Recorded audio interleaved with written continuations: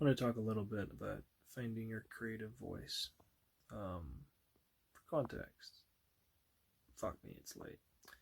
I should be in bed. Well, I am in bed. I should be asleep. I'm getting there. We're getting there. It'll happen.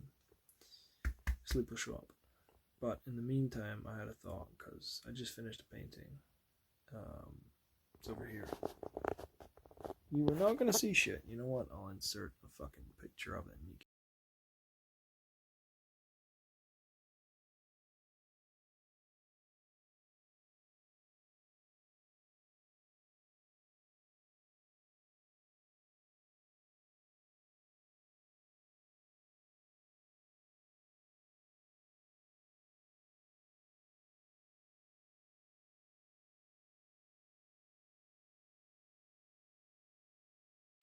see in a couple of my paintings. I've been painting a lot more lately, and abstract things, strange things. The sun mainly, a lot of the sun, and I think part of that comes from living in the northeast of Scotland and it being winter, and being kind of quite a dark time of year, and being difficult to see the light when there's no light outside. When you wake up in the dark, you leave for work in the dark, and you come home in the dark. So I've painted my own suns. I've painted feelings. And this is something that I kind of came to painting because I stopped writing. But writing has always been the thing for me. It's always been my creative outlet. And it felt as though I just couldn't get across what I wanted to get across with words. So I started painting.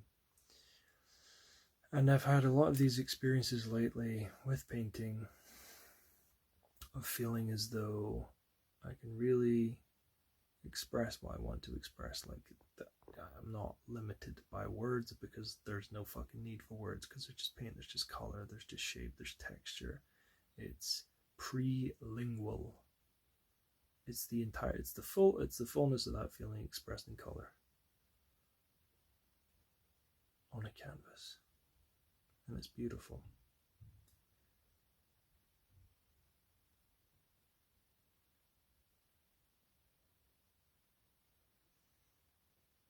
Sorry, I faced out there. It sounded like somebody was breaking into my fucking house.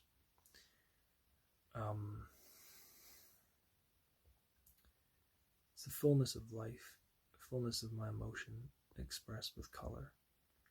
And for the longest time when I was writing stories, I thought to myself that because I couldn't write stories in the way that I typically seen them, and then that I couldn't write stories. It took me a long time to come to accept and understand that the way I write stories is, generally speaking, a lot more emotional. Like that's the biggest of this part of the story is like I want to convey a feeling. I want to share that energy, and I'm really good at writing with feelings, less so with all of the innate structure and all those other things that are needed in order to carry a book. But that was part of the process of learning how I use language to express, and painting helped me see that. Painting helped me see that go there as well. I'm just gonna switch sides because my arm's gonna fucking fall asleep. Maybe the rest of me will fall asleep as well. And the thing I wanted to add to this was, with all my paintings, they're all very abstract. Realism and trying to replicate an onion or a peach on a plate doesn't really appeal to me in any way, shape, or form. It kind of drains my head because the things I feel and the things I see in my head and the things that I want to express are not articulated with still life. They're articulated with vividness and color, and that's the truth of how I want to paint and how I want to express things on the page.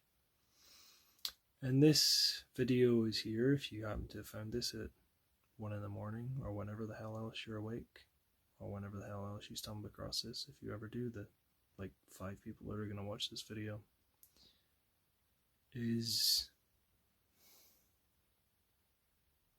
just to keep on playing, keep on throwing the dice, and I don't know, maybe try and make some form of a creative practice part of your life.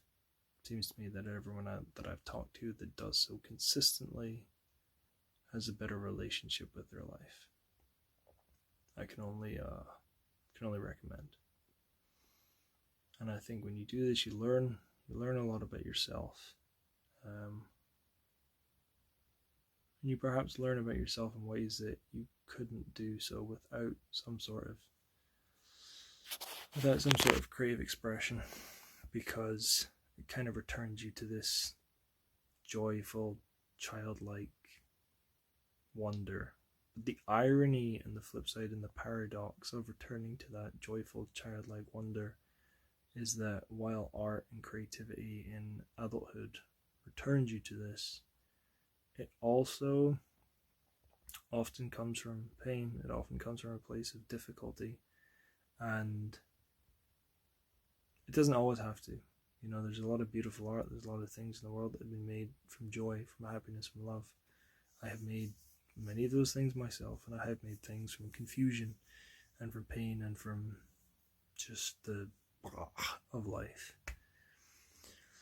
But what I wanted to express in the last moments of this video is that while creativity is an expression of joy, is an expression of childhood, is an expression of that inner creative awe, there's also this, I think, understanding, and I think most people that do this, you get it after a while.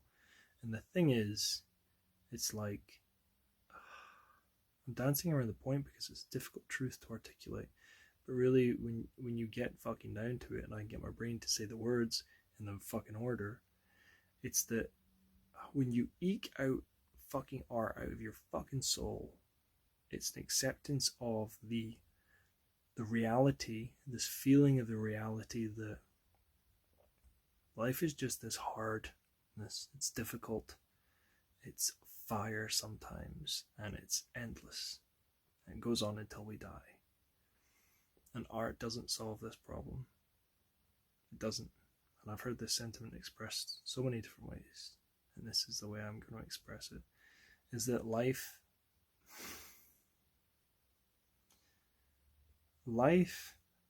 is the earth on fire, and art is a fireman.